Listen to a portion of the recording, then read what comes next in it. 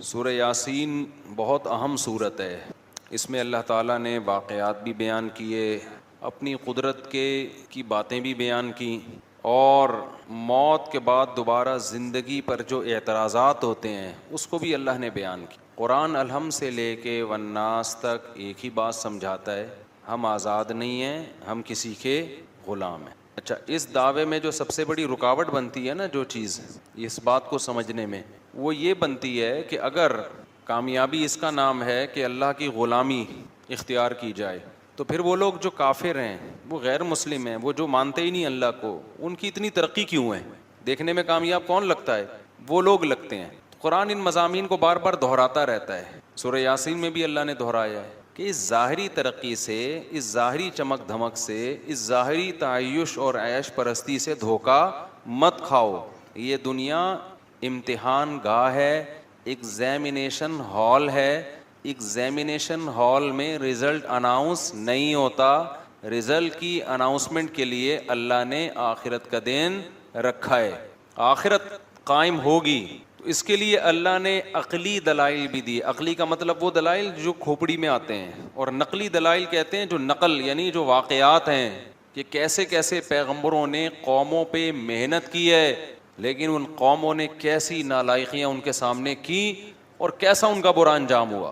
تو ہم یہاں سے شروع کرتے ہیں. اللہ نے فرمایا وَاضْرِبْ لَهُمْ مَثَلًا أَصْحَابَ الْقَرْيَةِ, اے نبی آپ ان کو ایک بستی والوں کا واقعہ سنائیں. یہ حضرت عیسیٰ علیہ السلام کے دور کے قریب کی کوئی بستی ہے. اِذْ جَاءَهَا الْمُرْسَلُونَ, ان بستی والوں کے پاس پیغمبر آئے. اللہ نے 2 پیغمبروں کو بھیجا, قوم نے انکار کیا. فَعَزَّزْنَا بِثَالِثٍ, دونوں کو اللہ نے طاقت دی تیسرے کے ذریعے بھی.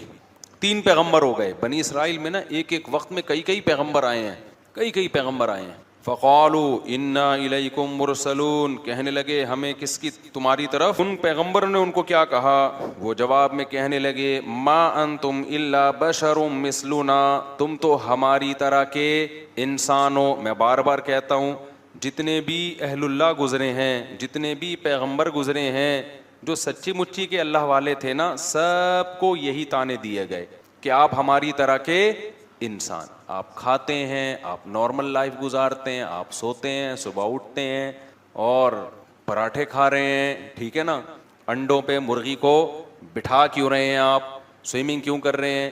تو بار بار بزرگی کا یہ تصور کہ وہ عجیب سی مخلوق بن کے انسان گھومنا شروع کر دے, پتہ ہی نہیں چلے یہ مریخ سے آیا ہے یا اسی زمین کی پیداوار ہے. ایسے پیر و مرشد میں نے دیکھے ہیں, اللہ کی پناہ, جس جگہ بیٹھے ہیں کئی سالوں سے وہیں بیٹھے ہوئے ہیں. پولیس آ کے اٹھاتی ہے, تھوڑا سا ہل لو, اب ان کے وقار کے خلاف ہے چلنا. ایسے بیٹھے ہوئے ہیں بزرگ بن کے, شاید مر چکے ہوں, انتقال ہو گیا ہو, ویسے بیٹھے ہوئے ہوں. زمین کھانا شروع کر دیتی ہے, چپک گئے اندر, پولیس بھی نہیں اٹھا سکتی ان کو. تو بزرگ کا یہ مطلب ہرگز نہیں ہے. بزرگ کسے کہتے ہیں؟ الا ان اولیاء اللہ لا خوف علیہم ولا هم يحزنون الذین آمنوا وکانوا یتقون.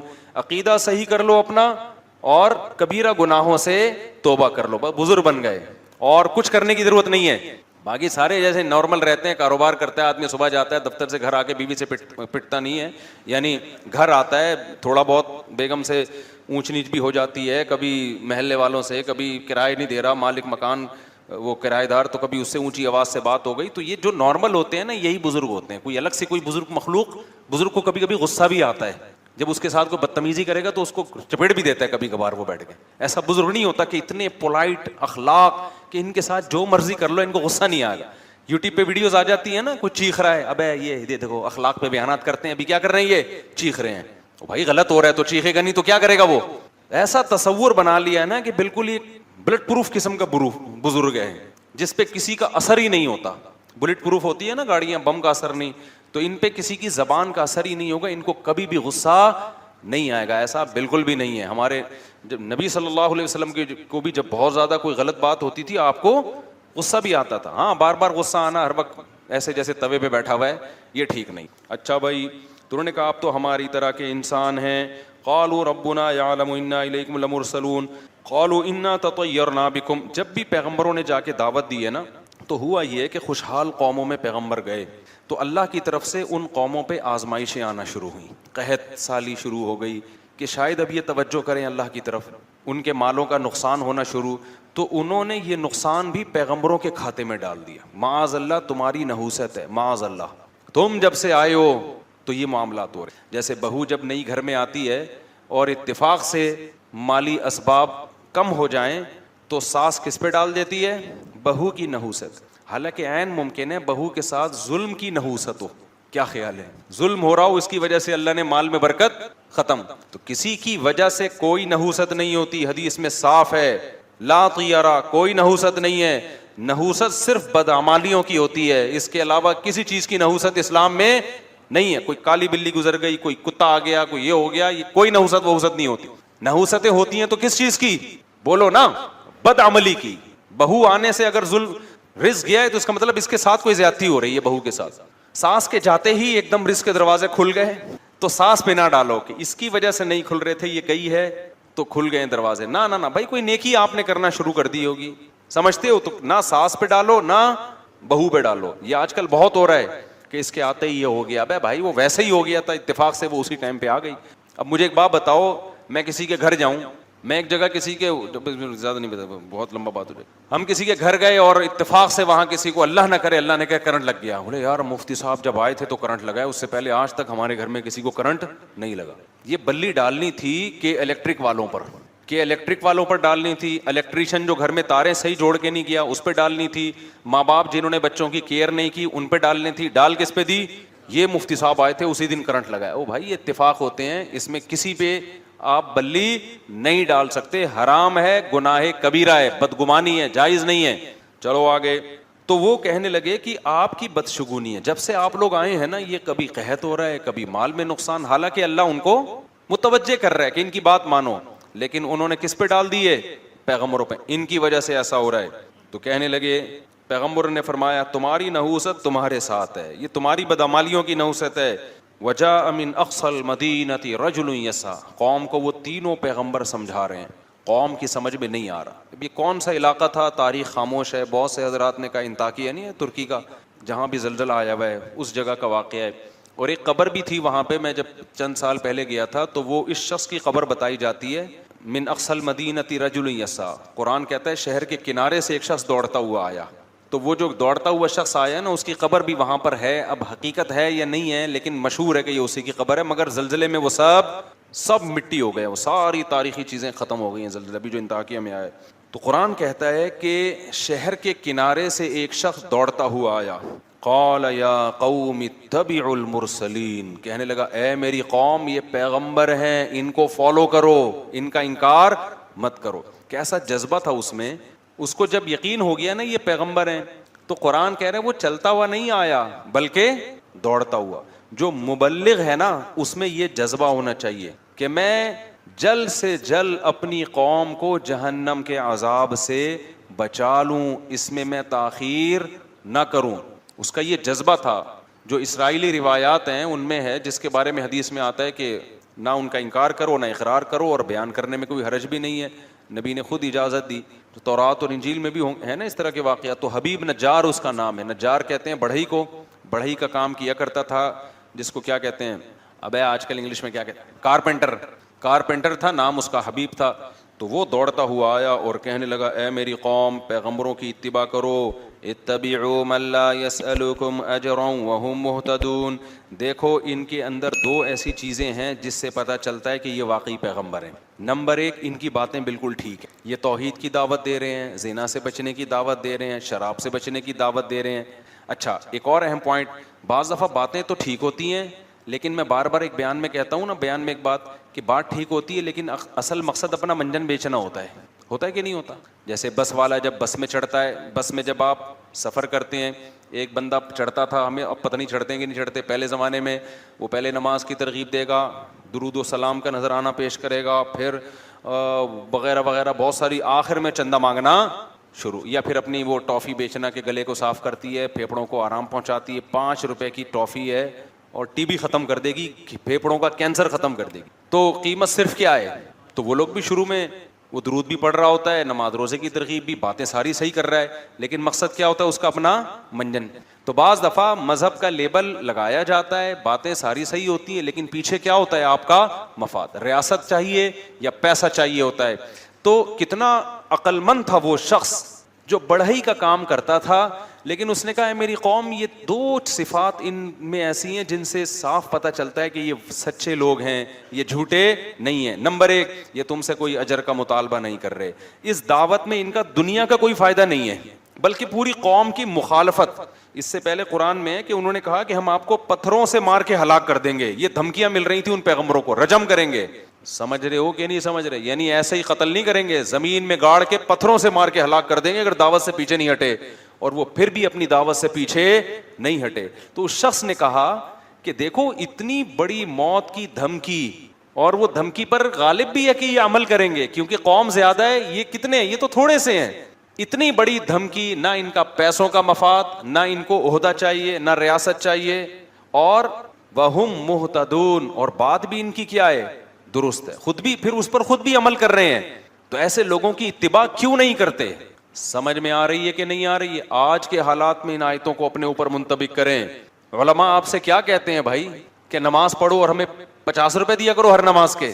کیا ہو گیا میرے بھائی, 50 روپے دیا کرو.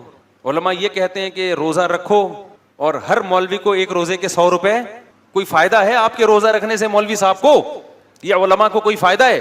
تبلیغ والے کہتے ہیں سہ روزے کے لیے نکلو. تو کیا مطلب, جب نکلو گے تو گوشت سستا ہو جائے گا تبلیغ والوں کا, یہ ٹماٹر سستے ہو جائیں گے اس سے؟ کوئی اپنا کوئی کچھ, وہ کہتے ہیں اپنا پیسہ لگاؤ, ہم بھی اپنا پیسہ لگا کے ہی آئے ہیں آپ کے گھر میں دعوت دینے کے لیے. تو بھائی علماء کا کوئی فائدہ نہیں ہے. آپ شراب چھوڑ دو, آپ زنا چھوڑ دو, عورتیں پردہ کر لیں, آپ رمضان کے روزے رکھ لو, آپ حج فرض ہو جائے تو حج کر لو, آپ داڑھی رکھ لو. علماء کا اس میں کوئی فائدہ نہیں ہے, تو پھر کیوں فالو نہ کیا جائے؟ تو اس شخص نے آگے کہا وَمَا لِيَ لَا أَعْبُدُ الَّذِي فَطَرَنِي, مجھے کیا ہو گیا کہ میں اس خدا کی عبادت نہ کروں جس نے مجھے پیدا کیا. یہ پیغمبر اپنی عبادت پہ تھوڑی ہمیں لے کر آ رہے ہیں. ایک ایک لفظ جو ہے نا سمجھنے کا ہے سورہ یاسین کا. یہ پیغمبر ہمیں اپنا غلام نہیں بنا رہے, ہمیں اپنی عبادت پہ نہیں لا رہے. یہ نہیں کہہ رہے کہ ہمارے ہاتھ چوما کرو, ہمیں سجدہ کیا کرو. نا نا نا نا نا, یہ انٹروڈکشن کس کا کروا رہے ہیں؟ اللہ کا, جس نے پیدا کیا. کہہ رہے ہیں اس کی عبادت کرو. عیسائیت جو تباہ ہوئی ہے نا, اس میں ایک بڑا مسئلہ کیا ہوا, جب کوئی جرم کرتا پادری نے کہا میرے ہاتھ پہ آ کے توبہ کرو گے اور جرمانہ بھرو گے تو گناہ معاف ہوگا ورنہ نہیں. حالانکہ عیسیٰ ابن مریم کی یہ تعلیمات نہیں تھی. عیسیٰ ابن مریم کی وہی تعلیمات تھی جو قرآن میں ہے, وَمَن يَعْمَلْ سُوءًا أَوْ يَظْلِمْ نَفْسَهُ ثُمَّ يَسْتَغْفِرِ اللَّهَ, گناہ کر کے خدا کو نہ. بھائی آپ نماز کے بعد مجھ سے ملیے گا, وہ جو بیٹھے ہوئے ہیں نا, ٹھیک ہے. تو گناہ کر کے اللہ نے کیا فرمایا, گناہ جو کرتا ہے ناراض کس کو کیا ہے؟ اللہ کو. تو مولوی کے ہاتھ پہ توبہ استغفار کرنے کی ضرورت نہیں ہے. گناہ کر کے ناراض کس کو کیا؟ اللہ کو. تو کس کے پاس جائے گا؟ اللہ کے پاس. تبھی ہم لوگوں سے منع کرتے ہیں بھائی اپنے گناہ آ کے ہمارے سامنے بیان نہ کیا کرو.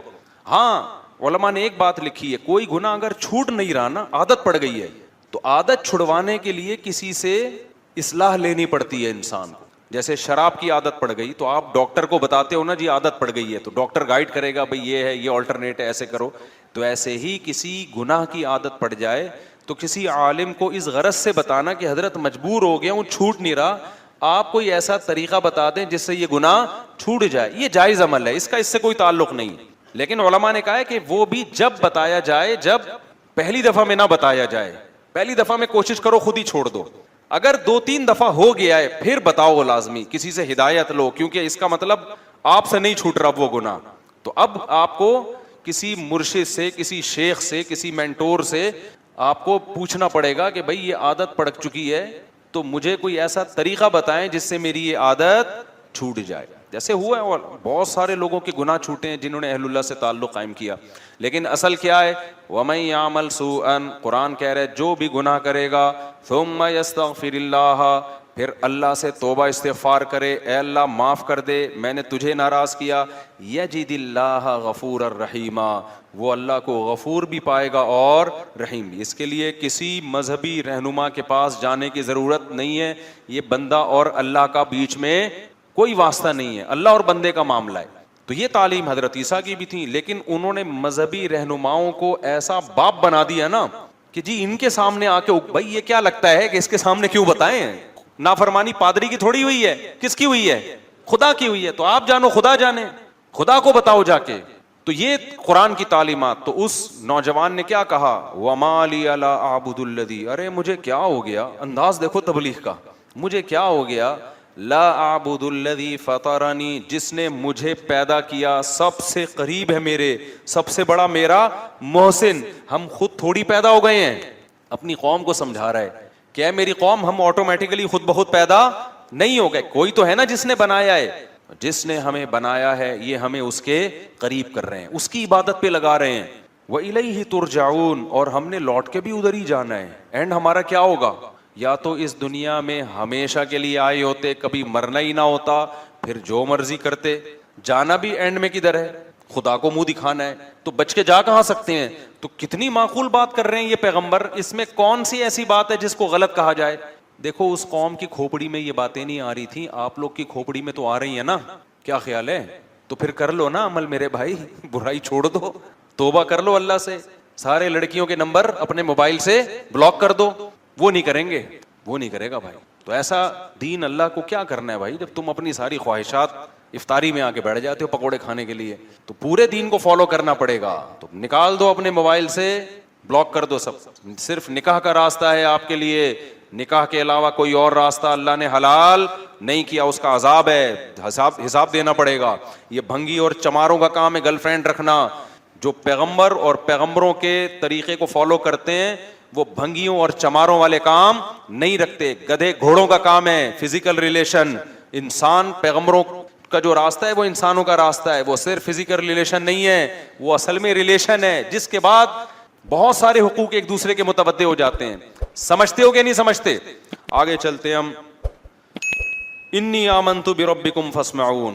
تو اس شخص نے کہا کہ اے میری قوم, میں اس خدا پر, شروع میں اس نے اپنے ایمان کو ظاہر نہیں کیا, اپنے ایمان کو چھپا کے نا اپنی قوم کو دعوت دی کہ بھئی ایسے کو ہم کیوں نہ مانیں. اس کے بعد جب قوم نے نہیں مانا تو اس نے صاف اعلان کر دیا, انی آمنت بربکم, دیکھو میں تمہارے رب پر ایمان لے آیا. اپنا رب نہیں کہہ رہا, کیا مطلب, تم بھی لے کر آؤ نا, وہ صرف میرا تھوڑی ہے, وہ تمہارا بھی ہے. فاسمعون, لہذا تم سن لو. قوم نے قتل کر دیا اس کو.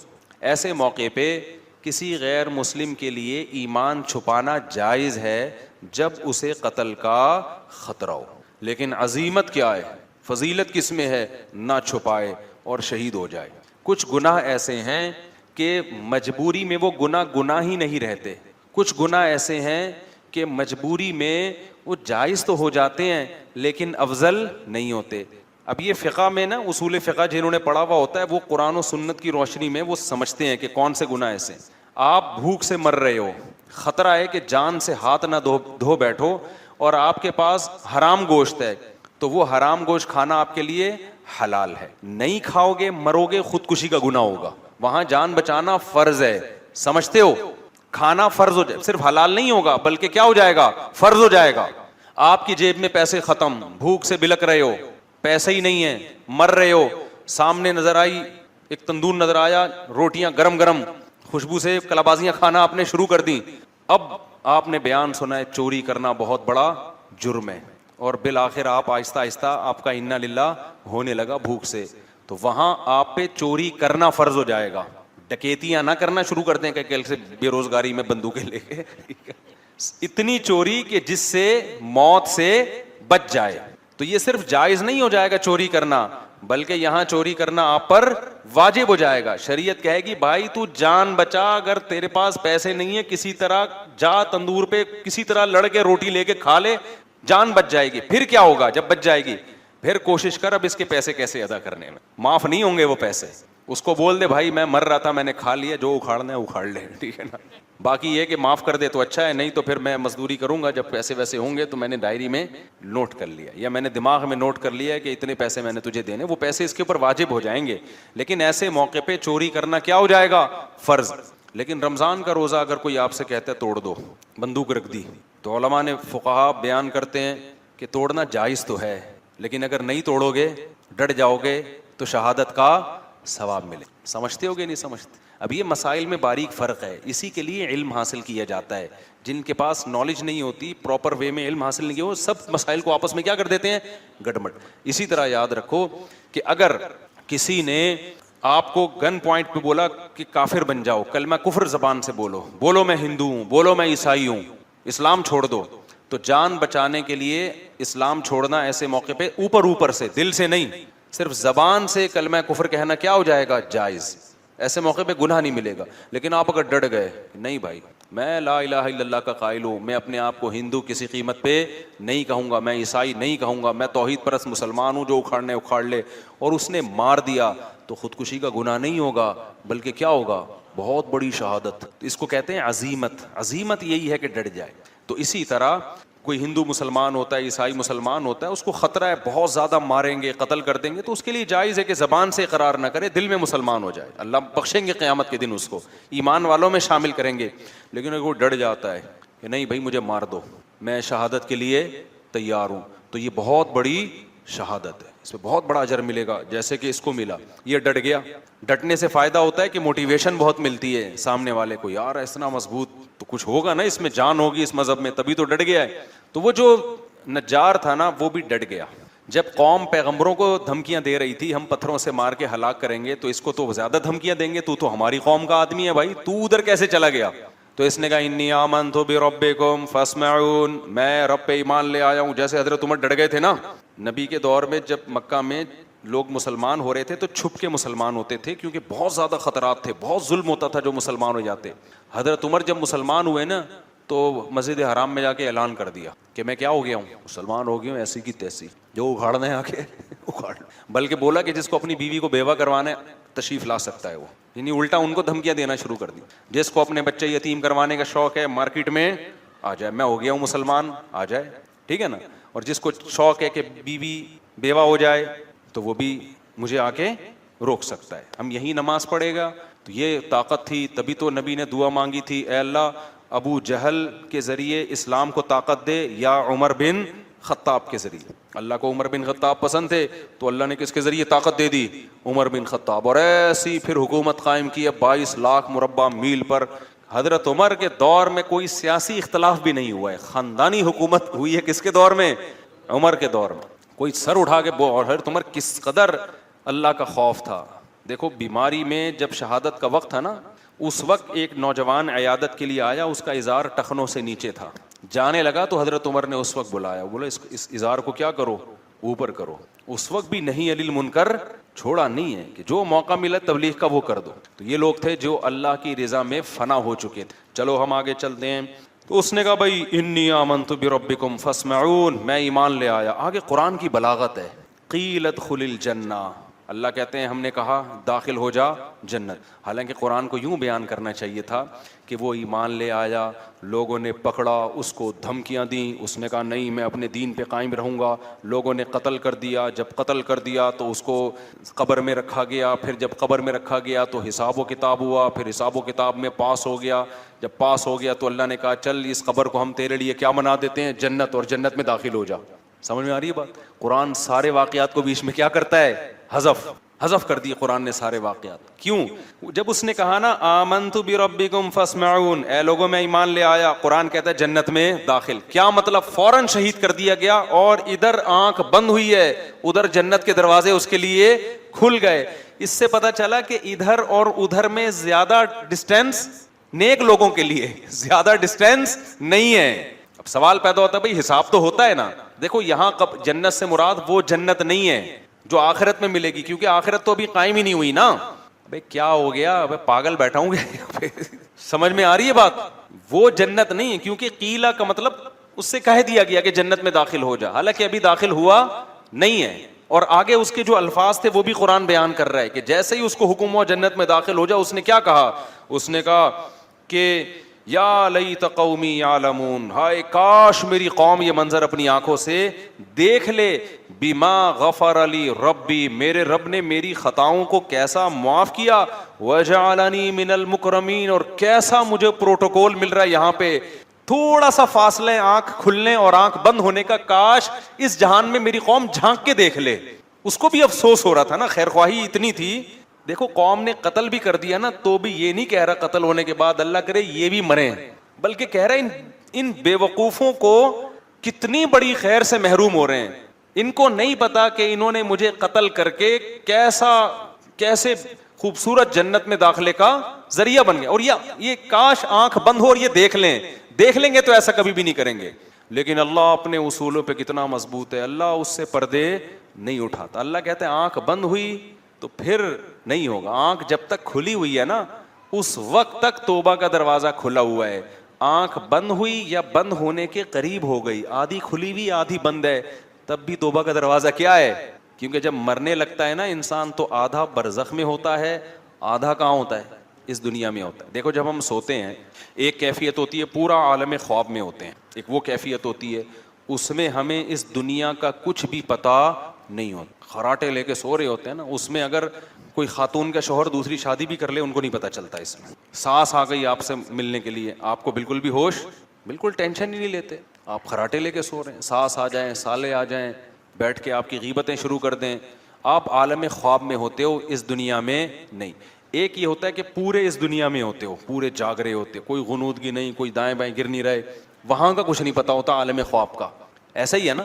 لیکن ایک بیچ کی کیفیت ہوتی ہے، ابھی سونے کے قریب جا رہا ہے، کچھ یہاں سے بھی کنیکشن ہے اور کچھ خواب سے بھی ہوتا ہے نا. بیچ کی حالت میں پتہ ہی نہیں چل رہا ہوتا کمبخت جاگ رہا ہے کہ سو رہا ہے، آدھی باتیں ادھر کی کر رہا ہوتا ہے. یہ بیچ کی کیفیت ہے. بالکل موت کے وقت بھی یہی بیچ کی ایک کیفیت آتی ہے تھوڑی دیر کے لیے میت پر. جب ہم دنیا سے جاتے ہیں نا ایک کیفیت ہوتی ہے پورے یہاں پر ہوتے ہیں اس جہان میں، وہاں سے ابھی کنیکشن بحال بولو نہیں. ایسی کنڈیشن میں توبہ قبول ہوگی. اللہ مہلت دیتا ہے اب توبہ کر لے، اے اللہ جو کچھ ہوا معاف کر دے، اگر مجھے زندگی ملی آئندہ میں ان گناہوں کے قریب نہیں جاؤں گا، معاف کرے گا اللہ. لیکن بدبخت لوگ توبہ کرتے نہیں ہیں. کیوں؟ اللہ کے وعدوں پہ ان کو یقین ہی نہیں. کتنے کافر ہیں مرتے ہوئے ان سے کہا گیا اب تو مسلمان ہو جاؤ، انہوں نے کہا نہیں بھائی. نبی کے چچا تھے نا، ان سے کہا گیا کہ اب اسلام قبول کر لیں، انہوں نے کہا نہیں.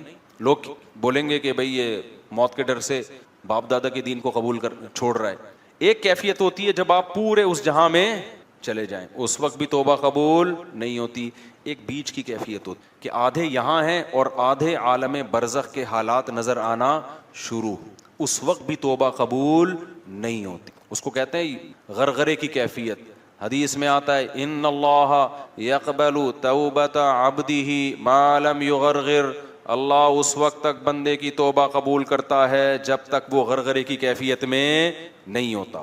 فرعون جب ڈوبنے لگا نا غرغرے کی کیفیت میں آیا ہے، پھر توبہ قبول نہیں ہوئی ہے. تو اب یہ قرآن نے بیچ کا حصہ کیوں حذف کر دیا؟ یہ بتانے کے لیے کہ ادھر اس کی روح نکلی ہے اور ادھر اللہ نے اس کو برزخ کی جو جنت ہے، اصل جنت تو آخرت میں ہے لیکن قبر ہی کو اور جو عالم برزخ ہے اسی کو اللہ تعالیٰ عزت کی جگہ بنا دیتے ہیں. اس آیت سے عذاب قبر اور ثواب قبر بھی ثابت ہوتا ہے.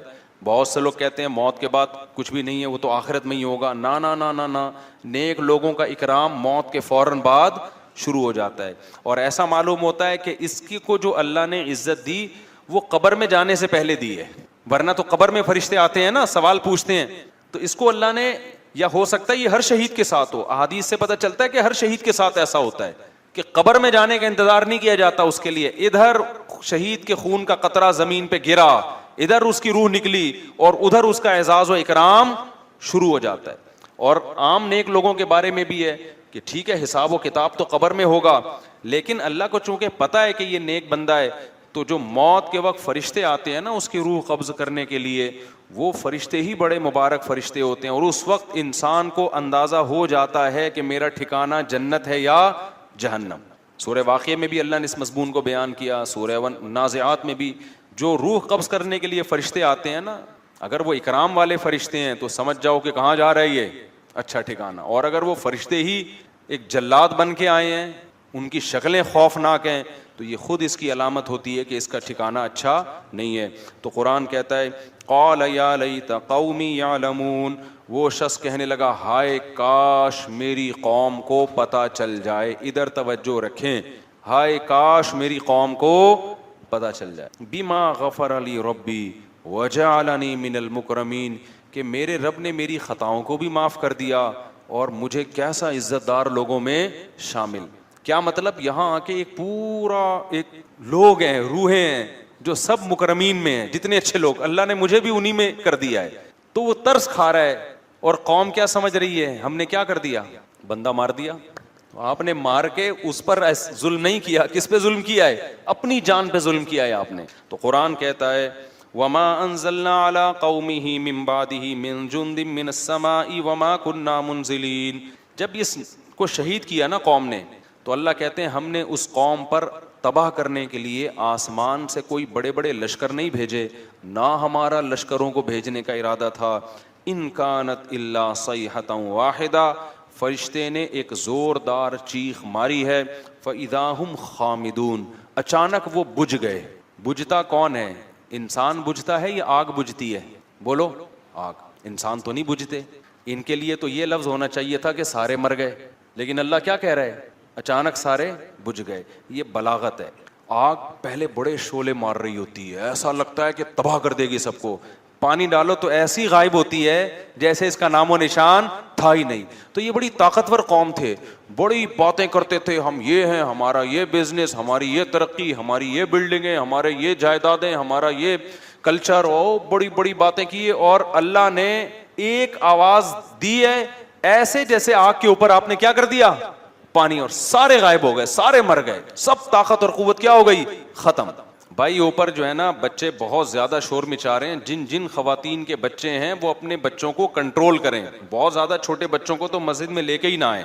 بہت زیادہ تراویح میں بہت شور شرابے کی آوازیں آ رہی ہوتی ہیں، تو کنٹرول کریں ان کو. اگر ہمارے گھر کے بچے ہیں تو بھی ان کو کان پکڑ کے گھر بھیج دیں. بعض دفعہ وہ مولوی صاحب کے اکرام میں کہ جی مولوی صاحب کا بچہ ہے تو پتہ نہیں وہ اس کو کچھ کہہ ہی نہیں سکتے. تو ایسا کچھ بھی نہیں ہے. کسی کا بھی بچہ ہو شرارت کر رہا ہے تو اس کو کان سے پکڑ کے تمیز سے گھر کی طرف رخصت کر دیں اس کو. اچھا بھائی، وما انزلنا ان کانت الا صیحۃ واحدہ. آگے اللہ کہتے ہیں یا حسرۃ علی العباد. اللہ کہتے ہیں مجھے بندوں پر افسوس ہے. یعنی اللہ کو بھی عذاب دے کے خوشی نہیں ہوئی ہے، اچھا نہیں لگا کہ میں نے سب کو مار دیا. اللہ کہتے ہیں مجھے کیا ہے؟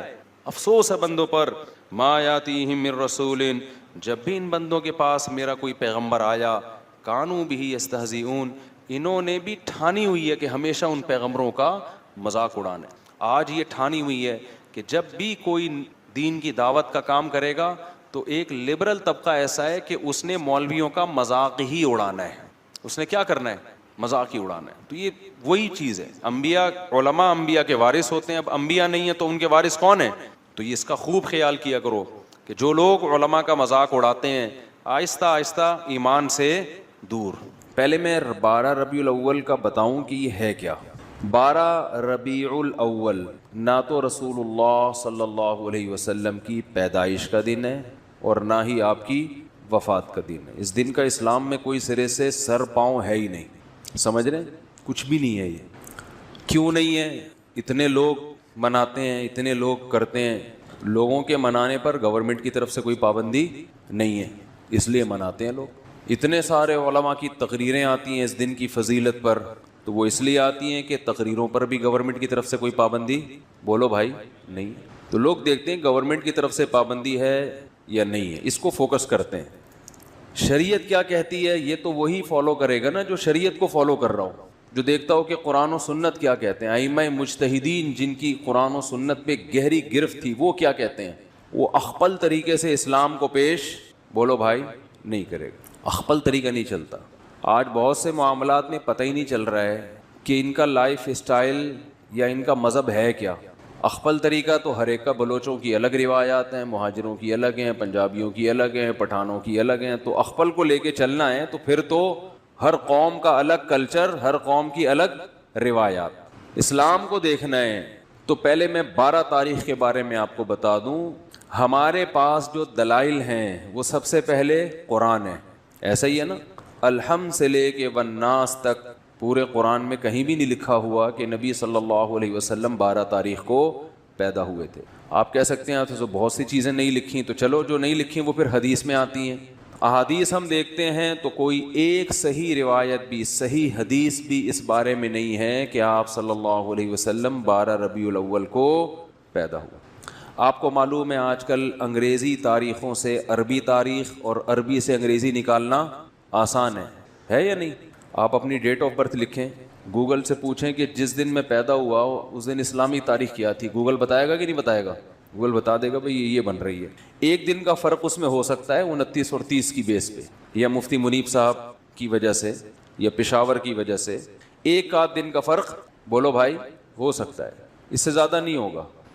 اتنی بات پر پوری امت کا اجماع ہے، صحیح احادیث سے ثابت ہے کہ آپ صلی اللہ علیہ وسلم ربیع الاول میں پیدا ہوئے اور پیر کے دن پیدا ہوئے. اب میں ریاضی کی کیلکولیشن میں جاؤں گا تو بہت لمبا ٹائم ہو جائے گا، تو ریاضی دان سے پوچھ لیں آپ. تو جس سال آپ صلی اللہ علیہ وسلم کی پیدائش ہوئی وہ آپ کی وفات سے 63 سال پہلے تھا. راجح قول کے مطابق 63 سال کی عمر میں آپ صلی اللہ علیہ وسلم کا انتقال ہوا. اور اس سے پچھلے سال آپ نے جو حج کیا وہ حج جمعے کا دن تھا، تو جمعے کے دن 9 ذی الحجہ. اور اس سے اگلے سال آپ صلی اللہ علیہ وسلم کی وفات ہوئی ربیع الاول میں.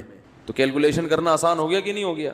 تو کیلکولیٹ کر کے دیکھیں گے اور 62 سال پیچھے جائیں گے تو کیلکولیشن کے حساب سے 12 تاریخ پیر کے دن بولو بھائی نہیں بیٹھ رہی.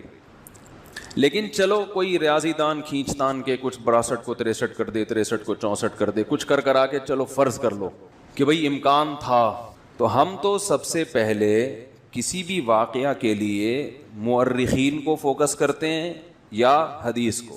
ہسٹری سے جس چیز کا تعلق ہے وہ یا تو حدیث میں ہوگی یا تاریخ دان بیان کریں گے. تو مورخین کی رائے میں اچھا خاصا اختلاف ہے، تھوڑا بہت نہیں. ان میں کسی ایک رائے کو ترجیح دینا آپ کے لیے صرف تاریخ کو اگر دیکھو گے تو ممکن نہیں، حدیث کو دیکھو گے تو حدیث میں ہے ہی نہیں.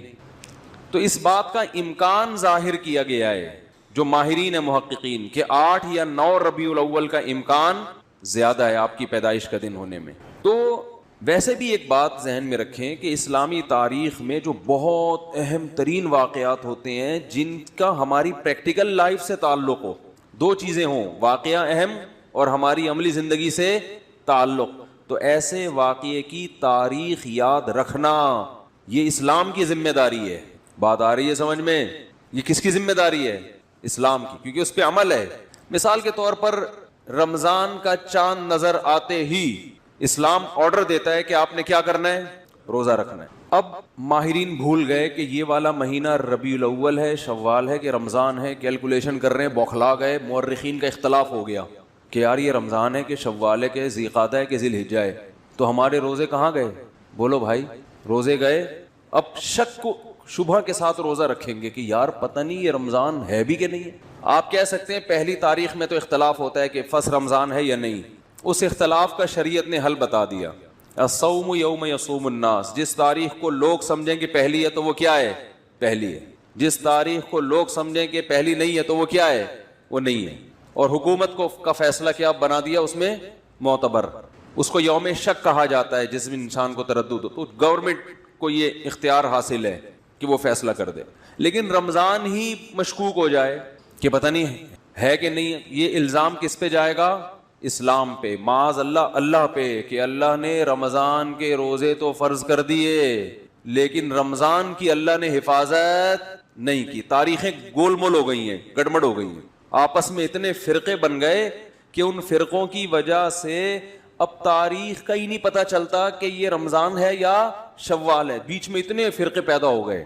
تو اللہ نے وہ تمام چیزیں جن کا انسان کی پریکٹیکل لائف سے تعلق ہے ان کی تاریخوں کی حفاظت کس کے ذمے ہے؟ اللہ کے ذمے ہے. وہ کبھی دائیں بائیں نہیں ہو سکتے کیونکہ پوری امت نے ایک دن رمضان یعنی رمضان کے مہینے میں روزے رکھنے ہیں نا.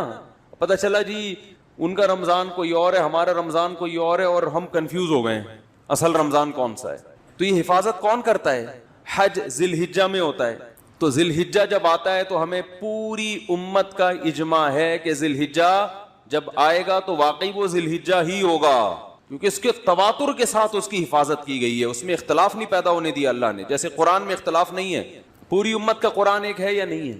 گرین کیا وائٹ کیا، زور سے آمین آہستہ آمین، جتنا بھی لبرل ہوگا بولے گا قرآن یہی ہے. کیونکہ اسی میں اختلاف ڈل جاتا تو پھر ایک عامی آدمی کہتا ہے اللہ مجھے کیا پتا چلے گا کہ تو نے قرآن میں نظر کی حفاظت کا حکم دیا یا نظر اٹھانے کا، کیونکہ اس کے پاس جو قرآن ہے اس میں کچھ اور لکھا ہوا ہے، ادھر کچھ اور لکھا ہوا ہے، پتہ ہی نہیں چلتا.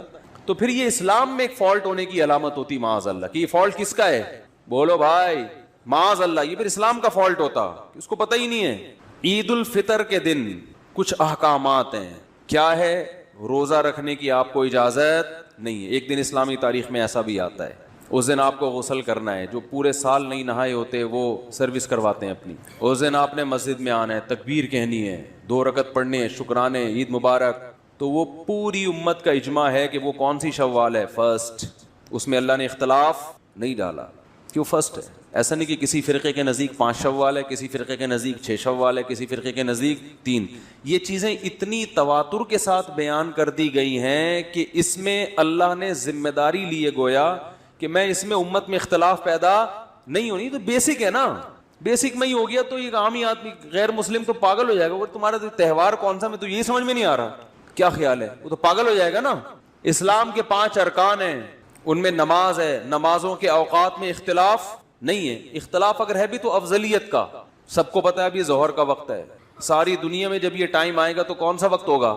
ظہر کا۔ تو جو بیسک چیزیں ہیں جن کا ہماری پریکٹیکل لائف سے ان تاریخوں کا تعلق، اور قرآن میں اللہ نے فرمایا قُلْ هِيَ مَوَاقِيتُ لِلنَّاسِ وَالْحَجِّ، چاند کی جو منزلیں ہیں ہم نے لوگوں کے عبادتوں کے اوقات کے لیے متعین کر دی ہیں۔